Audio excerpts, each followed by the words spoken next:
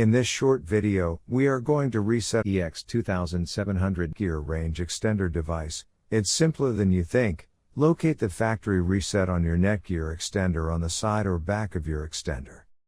Take a small pin and press in that hole and you will notice that the LED lights on the extender begin to change. The extender will power off and it can take a few minutes to boot up again. Now it's time to go to your computer or laptop screen, and what you will notice is that the extender has been disconnected, as after the factory reset you had to set up the Netgear extender again. Go to my Wi-Fi X.net if on Windows device or my Wi-Fi X.local if on Apple device. In case using an Android device, go to 92.168.1.250.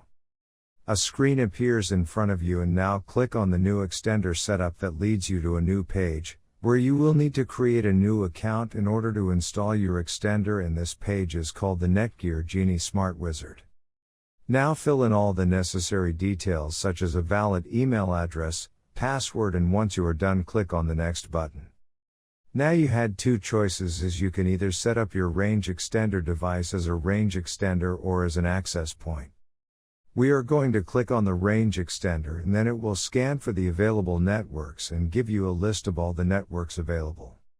Before heading ahead into the video, in case you are facing any issue with your Netgear range extender device, get in touch with our Netgear experts.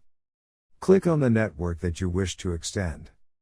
In my case, it's Netgear router, and then it would ask you for the password of your network, and all you will need to do is fill in the password of your existing network. And click on the next.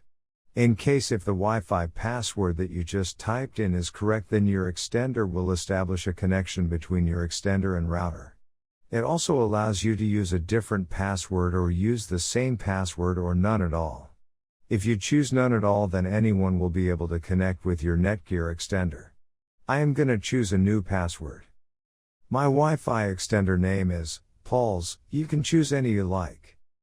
Now we are successfully done with setting up our Netgear EX2700 range extender. Now go to our taskbar and connect to our newly set up Paul's range extender. And open up our browser, and Google appeared, which means our extended network is working.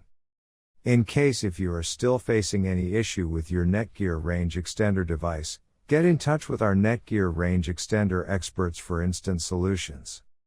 Thanks for watching our video, and do not forget to like, share, and comment on the video, so that you never miss any video from our channel.